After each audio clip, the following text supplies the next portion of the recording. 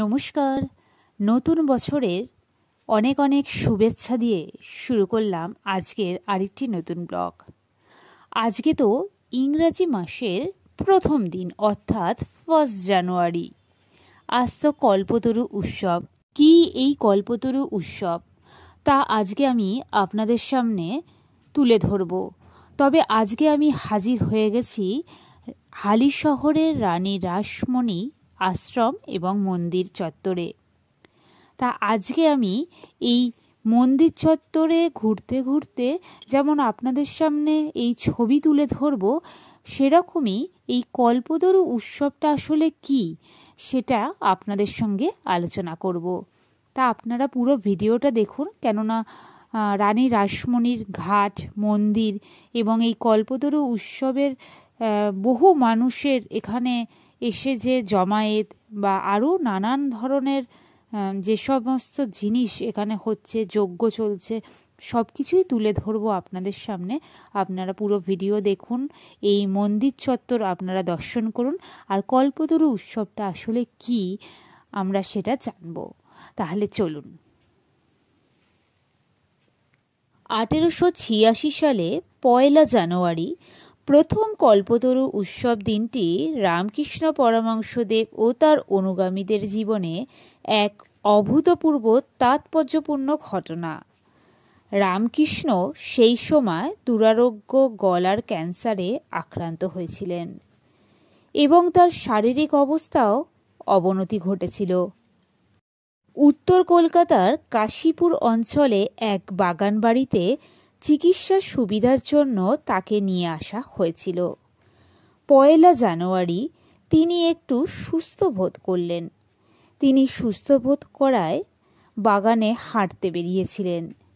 সেই সময় তিনি তার অনুগামী নাট্যকার গিরিশচন্দ্র ঘোষকে জিজ্ঞাসা করেন, আচ্ছা গিরিশ, তোমার কি মনে হয় আমি কে?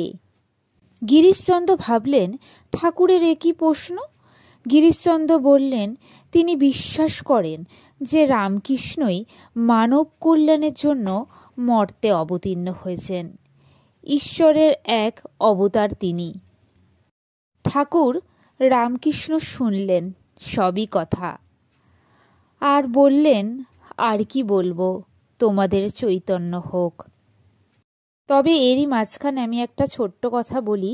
এটা হচ্ছে রাসমণি মন্দিরের যে মায়ের মূর্তি আছে, তার পাশে ছোট্ট একটা শিব ঠাকুরের মন্দির আছে। এটা সেই শিব মন্দির।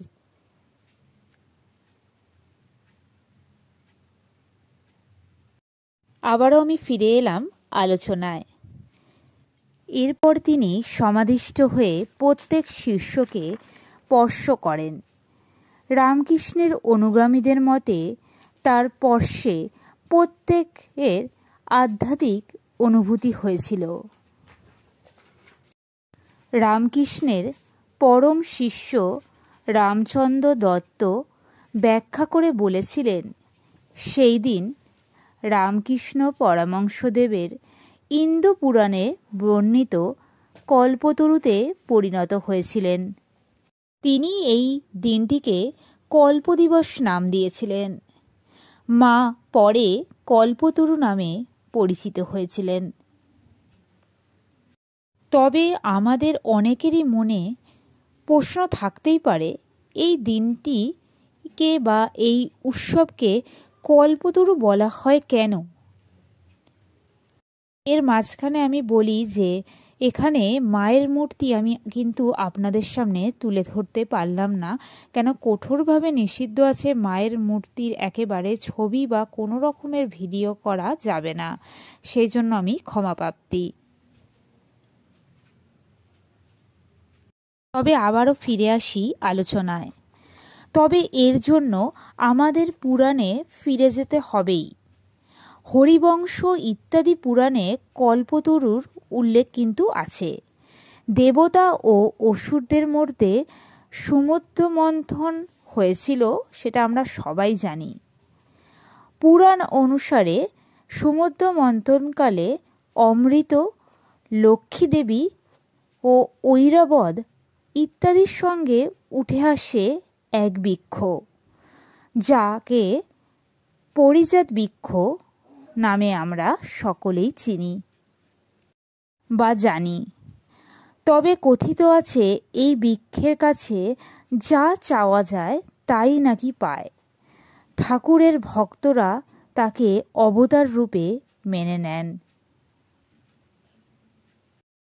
এই দিনটি সকল ভক্তের মনোবাঞ্ছনা ঠাকুরের কৃপায় পূরণ হয়েছিল।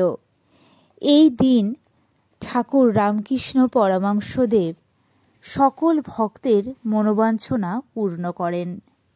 ঠাকুর বলেছেন, আচ্ছা তোরা আমার কাছ থেকে যা চাইবি তাই পাবি। তবে সঙ্গে তিনি এও বলেছিলেন, শুধু ভালো পাবি তা তো নয়, খারাপও তো পেতে পারিস। তা প্রতি বছর ইংরাজি বছরের প্রথম দিন অর্থাৎ 1 জানুয়ারিতে কাশীপুর উদ্যানবাটি ও দক্ষিণেশ্বরের মন্দিরে উপচে পড়া ভিড় দেখা যায় এই কল্পতরু উৎসবে। সেই রকমই রানী রাসমণি মন্দিরেও উপচে পড়া ভিড় আমরা চোখে দেখতে পেলাম এবং উপভোগ করলাম আজকের এই কল্পতরু উৎসব। এই হচ্ছে কল্পতরু উৎসবের পৌরাণিক ঘটনা। সেই দিনটি থেকেই আমাদের অনেক জায়গায় কিন্তু কল্পতরু উৎসব আমরা মেনে নিই এবং প্রচুর মানুষের সমাগম দেখা যায় এই সমস্ত মন্দির চত্বরে। তবে আজকের এই কল্পতরু উৎসবকে কেন্দ্র করে গড়ে উঠেছে কিন্তু এই রানী রাসমণির মন্দির চত্বরে বিশাল এক মেলা। সেই মেলাও আমরা ঘুরবো, তার সঙ্গে মায়ের ঘাটও আপনাদেরকে দর্শন করাবো। আসুন তাহলে আমরা ওই দিকটা ঘুরে আসি। মেলা তো আমরা ঘুরবই, তার আগে এই মাঠেতে চলছে কীর্তন গান। তো এই কীর্তন গানের এসে এখানে একটু দাঁড়ালাম। তাছাড়া এখানে কীর্তন গান একটু শোনার পরে আমি কিন্তু আপনাদেরকে নিয়ে যাব যজ্ঞ, যেখানে যজ্ঞ চলছে সেই জায়গায়। এই 1 জানুয়ারিতে যেটা কল্পতরু উৎসব এখানে পালিত হচ্ছে, সকাল থেকে কিন্তু যজ্ঞ চলে, যেটা বিশ্ব কল্যাণ যজ্ঞ নামে এখানে বিশেষভাবে পরিচিত। তা চলুন আমরা সেই যজ্ঞের কাছে যাই এবং একটু যজ্ঞ আমরা দেখে আসি আগে, তারপরে মেলার দিকে আসবো।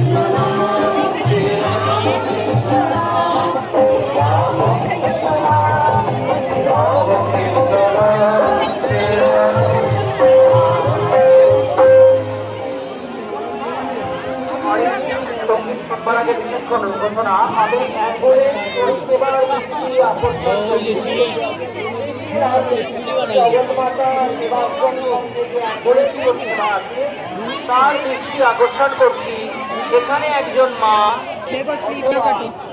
তার বাড়ির লোকের সঙ্গে আলাপ আলোচনা করে গেল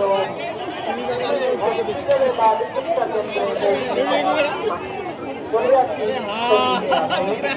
সঙ্গীত পরিবেশন করছে শিক্ষা পাণ্ডে ও তার সহযোগী।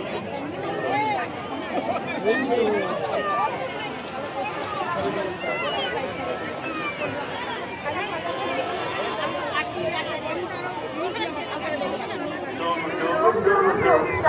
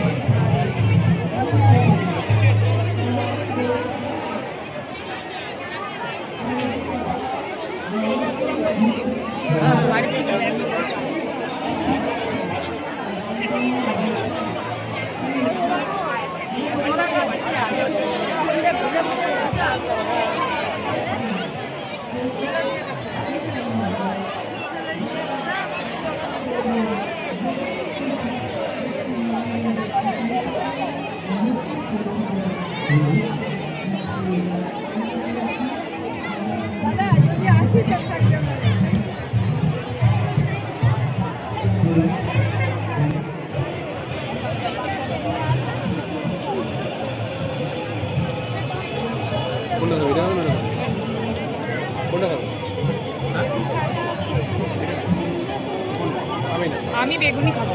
কি খাবে তুমি নিলে না? শুধু দিচ্ছি না।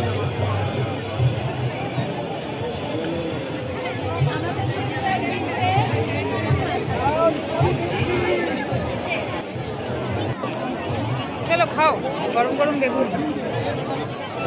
টাকা নাকি বের করি।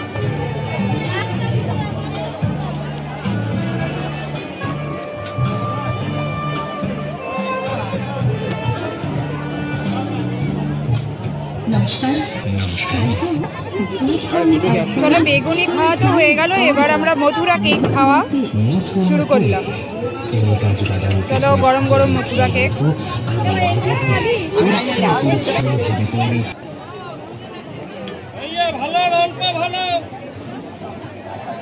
কোথায় ছিল রে ভাই?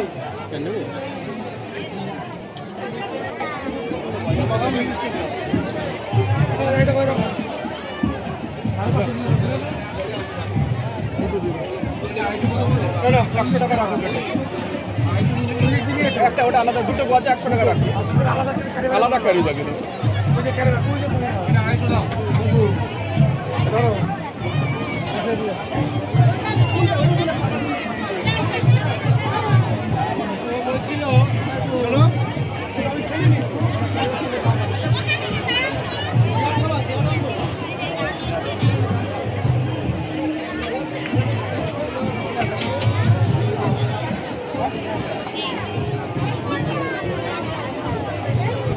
আজকের এই ভিডিওটা আপনাদের কেমন লাগলো? ভালো লাগলে আশা রাখবো অবশ্যই পাশে থাকবেন। এই ধরনের অনেক রকম ভিডিও নিয়ে আমি আবারও আপনাদের সামনে হাজির হব। ততক্ষণের জন্য সকলে ভালো থাকবেন, সুস্থ থাকবেন। আজকে তাহলে এখানেই বিদায় নিলাম, টাটা জানালাম আজকের মতো, টাটা।